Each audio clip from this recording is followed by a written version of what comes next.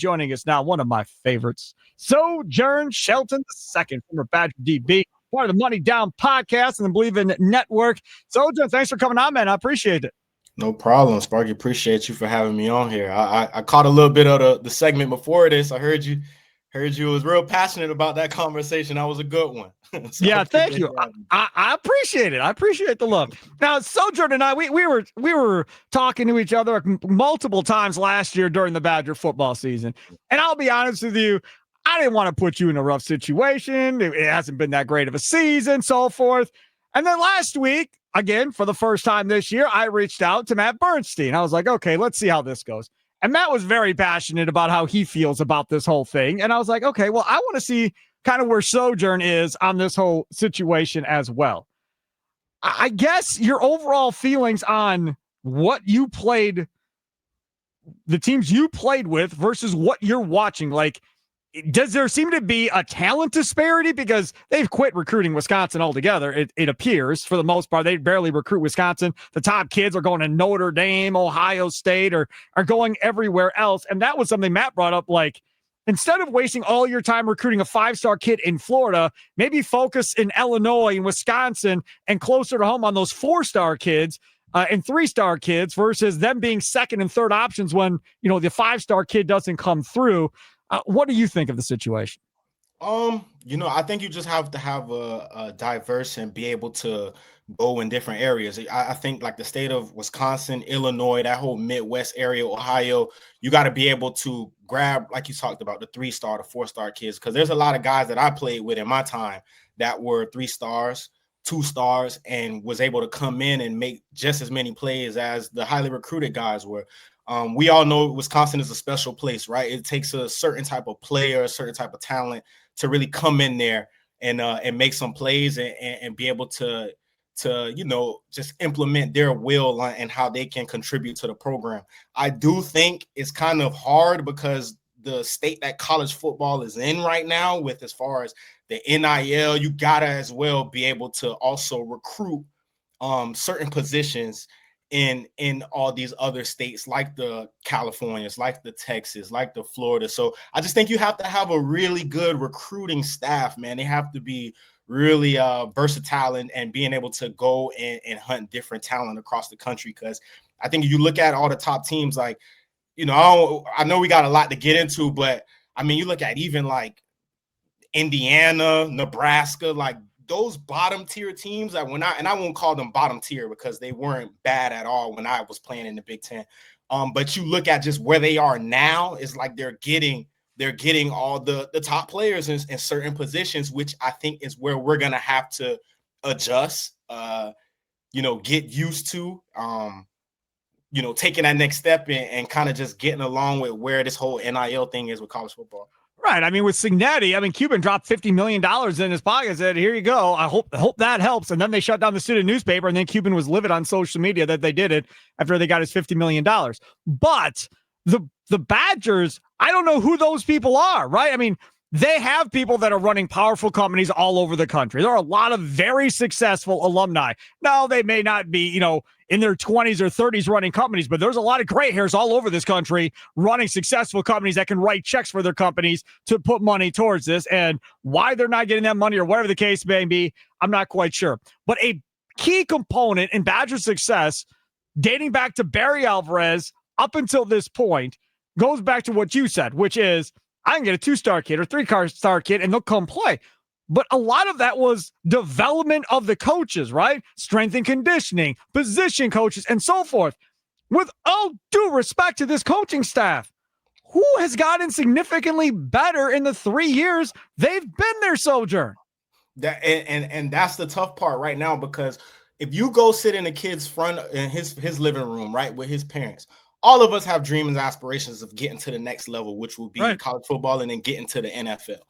And you're sitting there and you're saying, who have I developed so that I can sit there and tell this DB out of Florida or, a receiver from Ohio who has the opportunity to go to Ohio State or Indiana that's letting the ball fly and have a competitive shot at pursuing and turning that kid to come to the University of Wisconsin. Right now, I mean, we haven't developed anybody, and I don't want to step on anybody's toes there, in the building.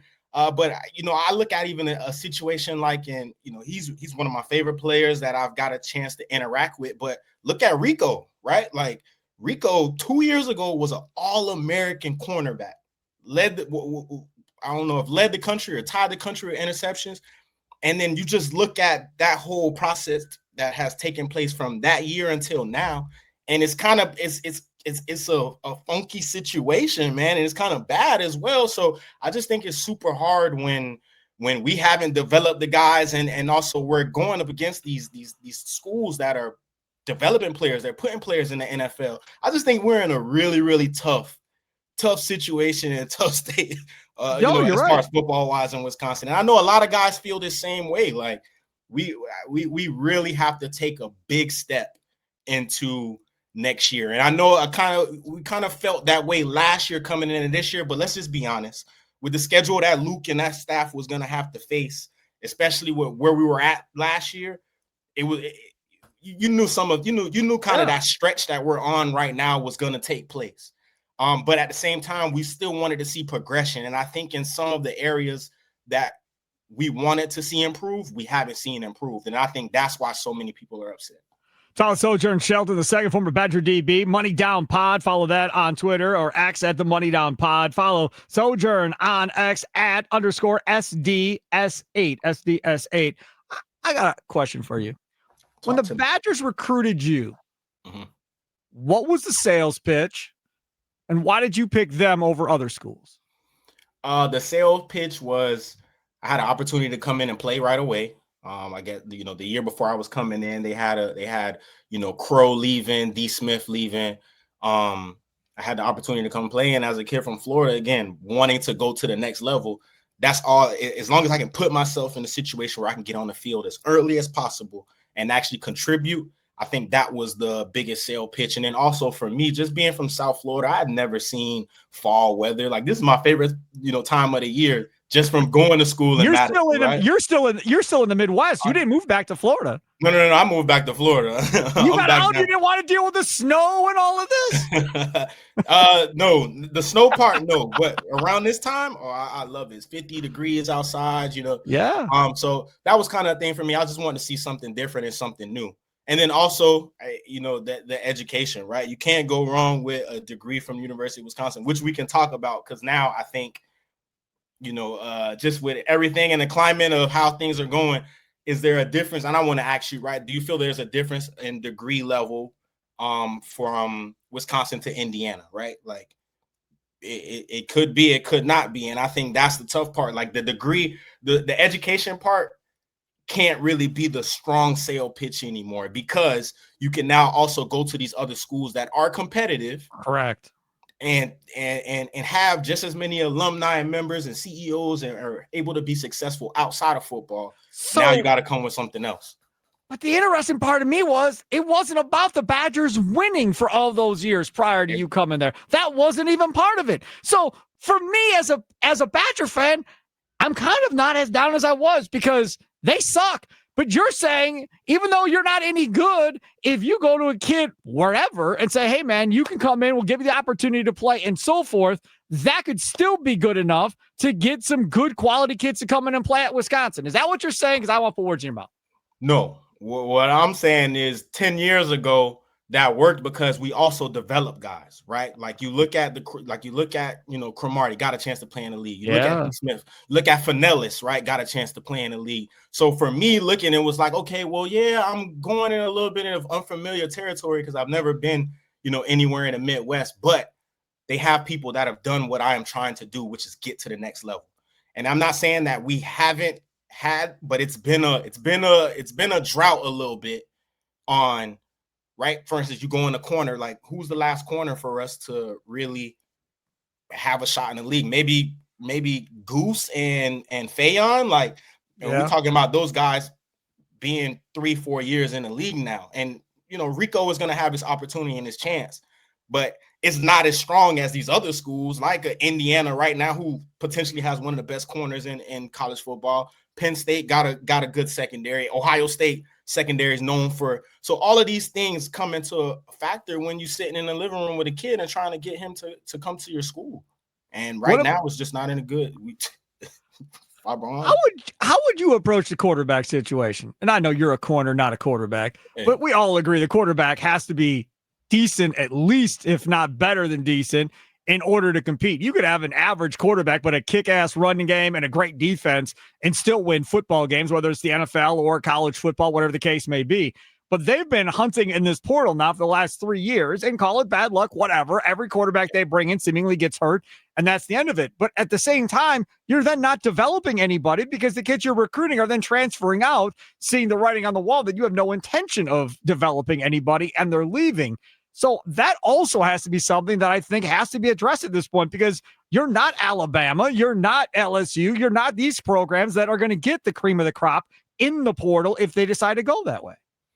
Well, I think we have gotten decent quarterbacks in the portal. I mean, like you hinted to just now, we've had really bad case of injury issues when it's come to that position, and I think it's so hard to overcome because we all know to win in college football and at any level in the sport of football, you got to have a good quarterback.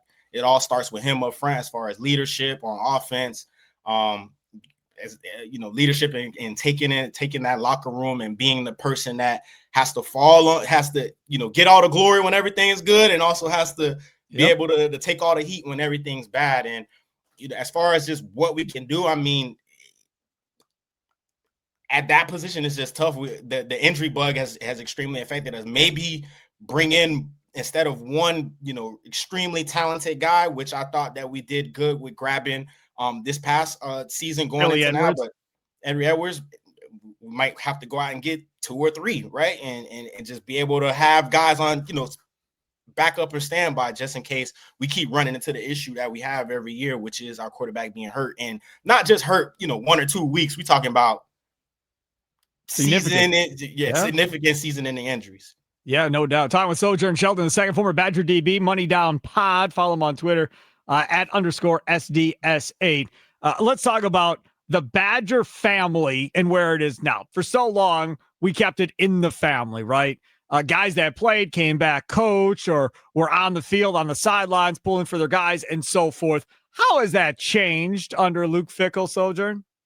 It's changed tremendously. And again, I'm never the type to want to step on, toes. Again, I totally understand different regime. Guys who coming from different schools might not understand, that whole Badger family and Badger community that's built. We always talk about Wisconsin being a special place. The guys that put on that Motion W, being able to come, being able to feel like when they do come back that it feels like home. And I don't think that is just there right now. I do want to give Coach Fickell and that staff some credit. They're walking into a situation where they had to take on a lot, right? Taking over from Coach Chris. Everybody knows or doesn't know the whole situation that happened with, some guys wanting Coach Leonard there and all that stuff like that, who was a Wisconsin guy. So it was a lot to come into, but I just think, moving forward, and that should be something that's extremely important to, this staff or whoever else in the future does come in, just getting back that Wisconsin culture and that was built on these guys, like, the Sitchies, the Melvin Gordons, the James Whites, all these guys should all feel wanted and should feel at home when they do come back to Wisconsin. And I can't say that everybody feels that way. You see what I'm saying? Don't get me wrong. There's some guys that, I'm sure the red carpet is rolled out for when they do come back. But I think it should be like that for all Badger players that put on that Motion W. The other thing I'm curious about, how often are you guys reached out to help in recruiting? Say if somebody's down in your neck of the woods in Florida, whatever else, hey, Sojourn, hey, man, we really like this DB. Can you help talk to this kid or whatever else? How much of that happens? Just be honest. Your smile. That is not happening often. No, it's not. On YouTube. I can see you now, Sojourn. It's not. And I've had I would say I was 1 for 1. Me and James kind of worked on Xavier Lucas. Okay. Well, that's why it's sideways and he came back to you. But okay, yeah, that counts though. That was the one guy on the roster that literally could have been an NFL player, or so we thought when he was here at Wisconsin. That kid was super talented. Yeah, and we see how that ended up turning, which I don't have I don't know the details that happened and came behind that, but that's the only guy that that I've been reached out kind of involved with. Yeah. See, that's the thing that I don't understand, man. Like, you've got all of these guys that have had NFL experience or played at a high level, played in bowl games, have all these stories to tell about their time at Wisconsin. They're scattered all over the freaking place around the country. Why not use some of those guys to help you get some kids in here going forward? To me, it just makes all the sense in the world. Like, I would use the heck out of if I had a kid down in Houston. Yeah, you're damn right. I'm using J.J. Watt to my advantage. Absolutely. If I want an offensive lineman in Wisconsin, yes, I'm using Joe Thomas. Joe Thomas was working out with the offensive lineman one day a week in the offseason as it was at Wisconsin. So use him to help you get some of these Wisconsin offensive linemen so they don't go to Notre Dame or they don't go to Ohio State. And that family thing, man, like I'm curious. If this goes sideways with Fickell, do they go back to the family? Because obviously, Jim Leonard. Well, Eck is one of the guys that people have talked about and going and bringing him in. He's been a successful college football head coach at this point. Leonard is another one, but McIntosh has to go because he ain't coming back for Chris McIntosh, Sojourn. And I don't want to put words in anybody's mouth. And again, I don't. Who knows, right? Jimmy might come back with McIntosh there, but no. If I had to, if I had to put my cards all on and my chips and my money all on, Jimmy not coming back with McIntosh. Yeah. I mean, Jason Eck makes the most sense, and he's at New Mexico right now.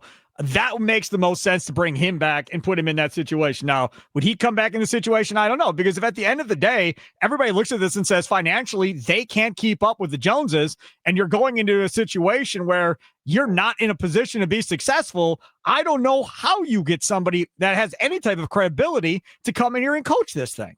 Keeping up with the Joneses was the perfect example. I mean, you talking about Oregon, NIL king, Ohio State, NIL king. Yep. Nebraska, NIL, it's great NIL. Who else? Indiana now is a top team as far as competing with in every aspect of football. Penn State, right? And I know it's a little bit going on over there, but they're gonna always be able to get players and be able to compete. I mean, SMU is spending a ton of money. Yeah, SMU, Texas Tech. I mean, yes. I was trying to name teams in the Big Ten, but all over the country is teams that have changed their program within 1 or 2 years due to what the climate of college football is now, which is you have to spend the money. So I think, again, it's all falling back to when this whole NIL thing became extremely important. We either got to get with the times or we're going to be in the spot that we're in for a long, long time. I like that you came out with me, Sojourn. I appreciate it. Next year, 26, no Oregon, no Ohio State, no tough teams. 27, same thing, right? Now you have Notre Dame next year at Lambeau, but outside of that, we're talking Big Ten Conference. Those are back in your day when this team was good. Mm-hmm. These are all winnable games on the schedule in 26 and 27. So if Fickell comes back, they have to at least be a bowl game with 7 or 8 wins. Otherwise, I don't see how he survives past next year. You can give they have the toughest schedule in college football this year. He's had hurt quarterbacks and so forth. But if they decide to let him come back one more year, I think next year, that's it. Like, either you take a huge step forward or it's over. Yeah, 100%. I mean, you talk about the schedule next year not being tough. Don't get me wrong. This schedule is extremely brutal. But the stuff that I think like players like myself and in the Badger community, that the Maryland game, that hurt. Yes. Iowa 37-0. Like, see, they weren't even competitive. That's the thing. It's one thing to lose. It's another thing not to be competitive. This Oregon game was the most heart they've shown in weeks. Yeah, and if you look at the last time we played Oregon, which was last year? Like, they played Oregon extremely tough last year at home. So it's the games that it's the Iowas, it's the the Rutgers, it's the Maryland. Like, those are the games this year that we were expecting to see. All right, like, that's what we got to compete in. Iowa trophy game, that's the game that we got to compete in. Minnesota, when last game of the season or in a couple weeks, those are the games, those trophy games. Nebraska, I don't know if we play Nebraska this year, but trophy games, we need to see improvement. And I just think, 37-0, like that's the game that's kind of hard for me to kind of like wrap my head around. You've got Washington left, who is probably the most winnable game possibly. Brett Bielema, Illinois are going to smoke you because it's Bielema and he's going to run it up if he can. There's no way they're beating Signetti in Indiana. That's not going to be fun. And then you end the year against that little twerp Fick or what's his name? The idiot coach at Minnesota. TJ. Fleck. Yeah, Fleck. That guy at Minnesota. That game, do not lose that game. You're going to lose the rest of them, fine. But to have your only win come against Fleck in Minnesota, it would make me feel a little bit better about the season, if nothing else. Just don't lose to PJ Fleck. Sojourn, thank you so much for coming on, buddy. I appreciate it. Take care. There he is. No problem you at all. Appreciate you. Take care, but it's Sojourn Shelton, the second former Badger DB on the Money Down Pod. Follow him on Twitter at _SDS8. Joins us on the Wisconsin Sports Daily, Wisconsin Sports Radio Network studios. I'm all screwed up. Can I start over? Wisconsin Sports Radio Network. Guest hotline powered by Gruber Law. One call. That's all.